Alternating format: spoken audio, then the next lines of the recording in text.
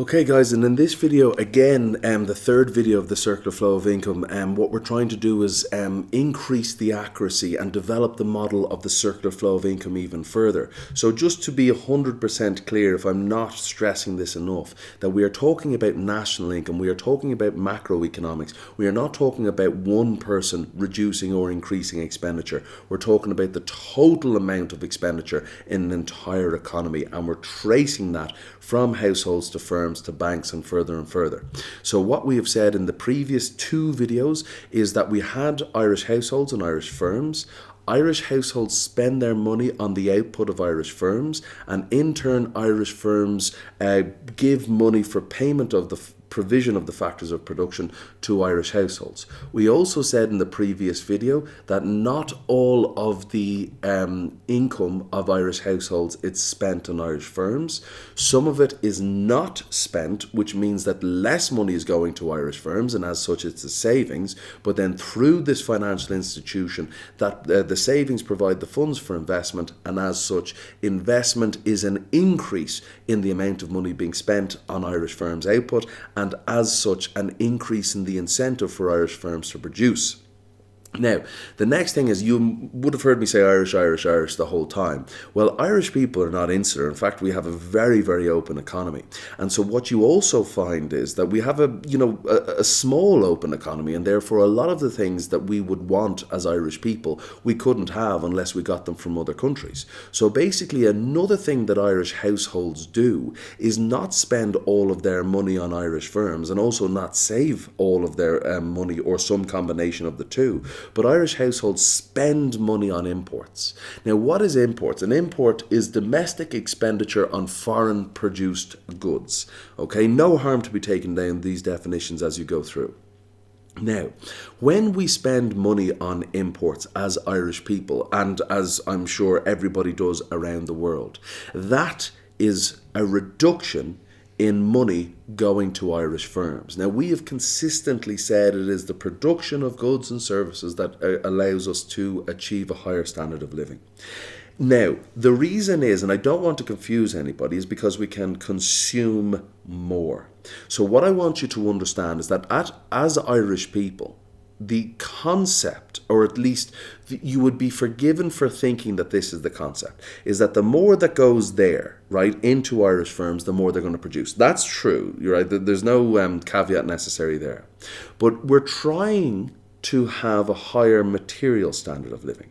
So therefore, if we can gain access to imports, that means we can buy goods and services that otherwise we mightn't be able to buy, or at a cost that is lower than we could produce ourselves. Well, that means that we can consume more, okay, but not an infinitum. We can't run a trade deficit forever.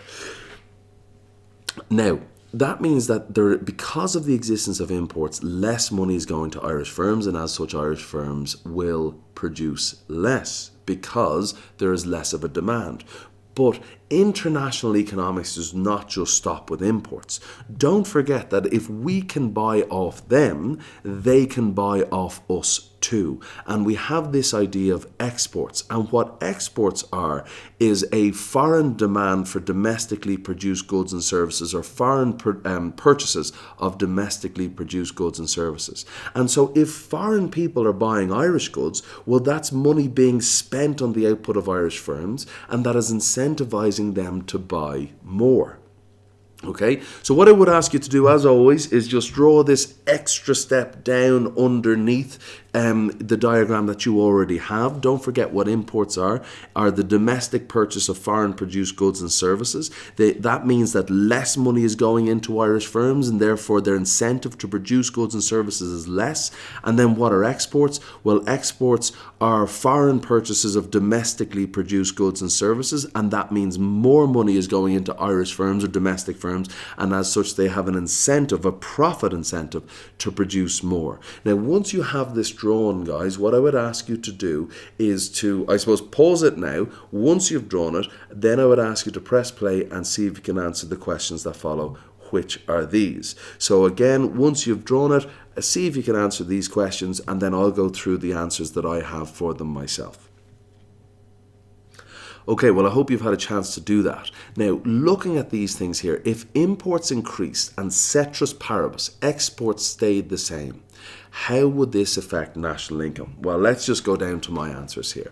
If imports increased and nothing else changed, that means less goods and services would be bought from domestic firms. In my example, it was Irish firms.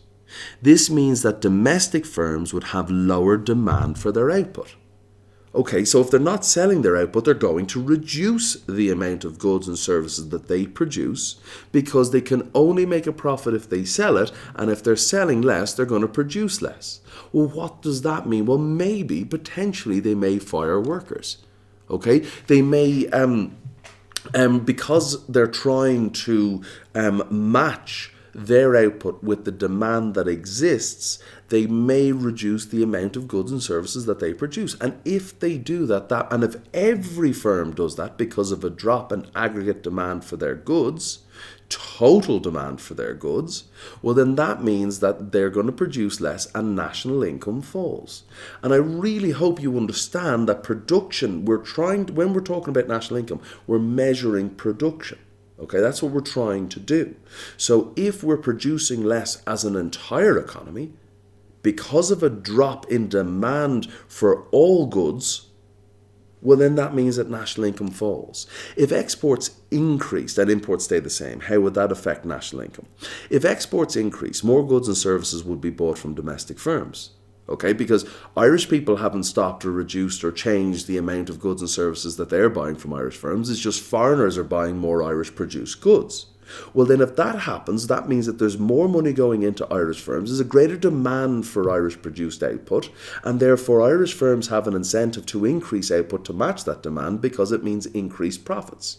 Well, if that is the case, if there's more domestic spending on the output of domestic firms, this means domestic firms would experience higher demand, and they would increase the amount of goods and services they produce in order to meet this demand to get a higher profit.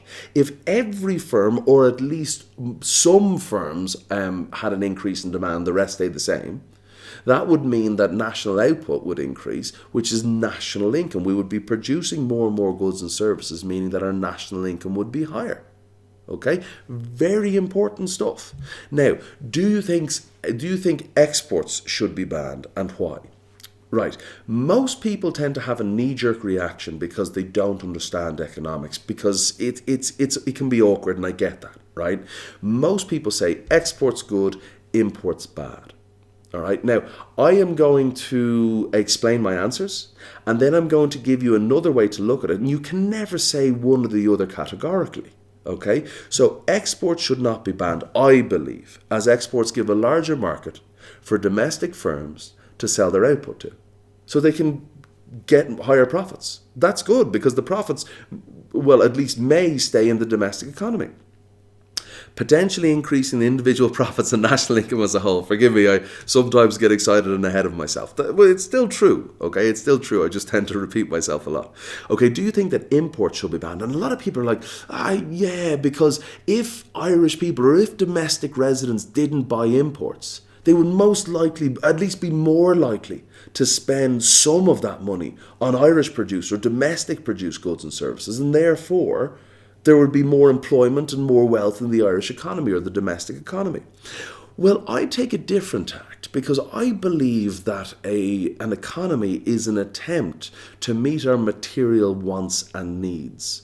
And if I want an orange and I live in Ireland, well, essentially there's a few things going on. One, either it's not going to be grown there because the weather is, it's great for growing certain things, but certainly not for tropical fruits, all right?